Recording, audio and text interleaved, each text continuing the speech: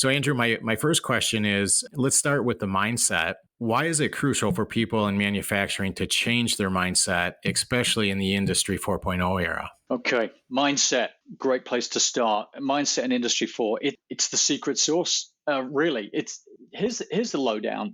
There's a bunch of things. First up, I always start with this. You've got to get that top-down vibe going on. It starts at the top with senior management. They need to wave that change flag. If not, it's a no-go. It's not even worth moving forward if you haven't got that C-suite CXO buy-in. Yeah. We're talking pain avoidance motivates us far more than pleasure.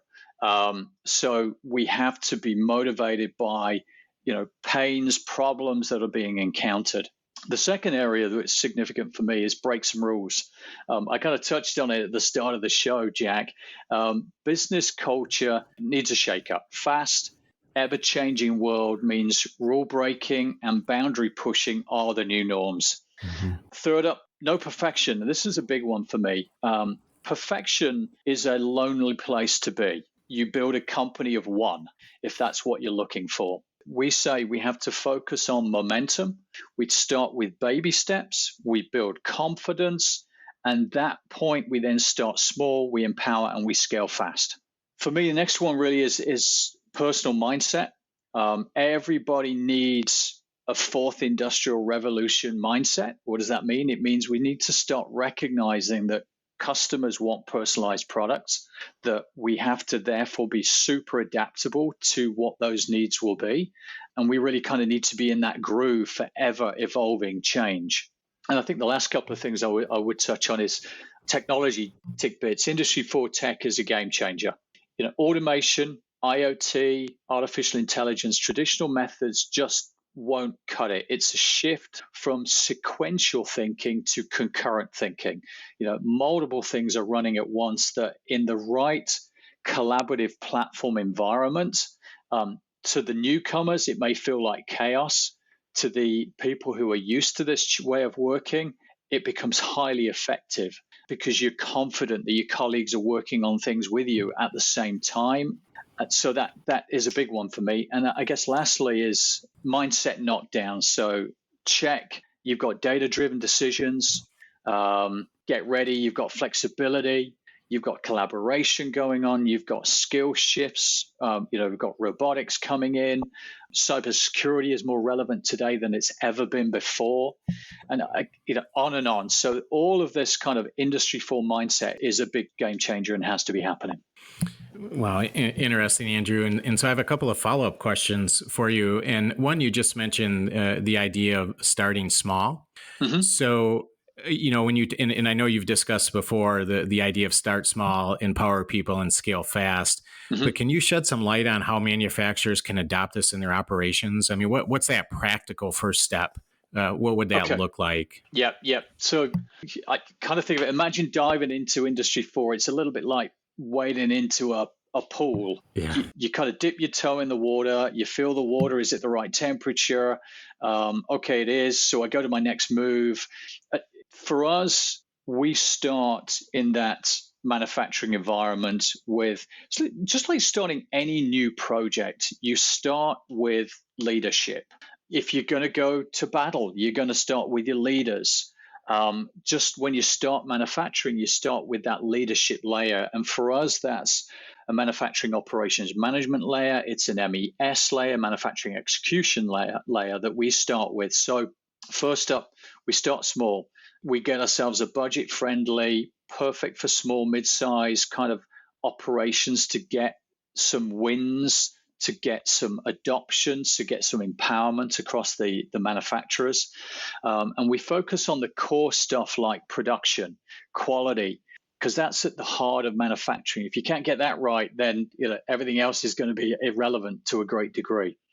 Second, we empower the people. We get your team real-time insight. We boost confidence, so you know what's going on all of the time. So we cut down on manual tasks so your crew can do more meaningful work. Then we want to make sure that we can scale fast.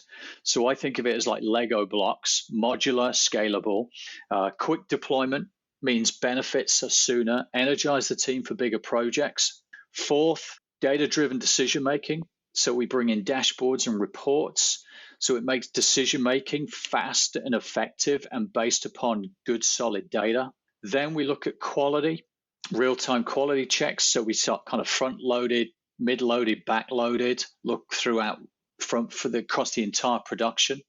And then last thing is flexibility, making sure that we're tailoring it to fit your operation for future change. So make sure you're able to adapt to that change, because that, as they say, change is the constant these days. Yeah. Yeah. And Andrew, speaking of change, and then also the fact that you mentioned the value of leadership in your first two responses so far in our conversation today. Mm-hmm. With your experience with various global companies, how have you seen the resistance to change, especially at the leadership level, and how can it be overcome? Any advice for our listeners there? Yeah. Change, Jack. Always, always, always there's resistance. It's a package deal. We confront the classics, lack of understanding, fear of losing control, job security jitters, you name it, it's the big one. And there's some real kind of little nuggets that I'm going to come on to in a second.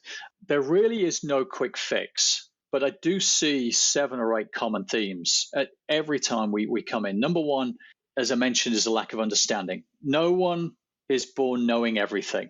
Workshops, training, friendly materials do the trick and go a long way towards it. But we need to explain consistently the why and the how to the team. Second, you've got loss of control. There's some control freaks out there. There's no doubt about it. Yeah. And that doesn't make them bad people. They just feel comfortable in that. So we have to let these people be the co-pilots. We have to involve them. We have to ask their thoughts, empower them to steer the changing ship. Suddenly, it's less scary to them at that point because they have that visibility, that controllability.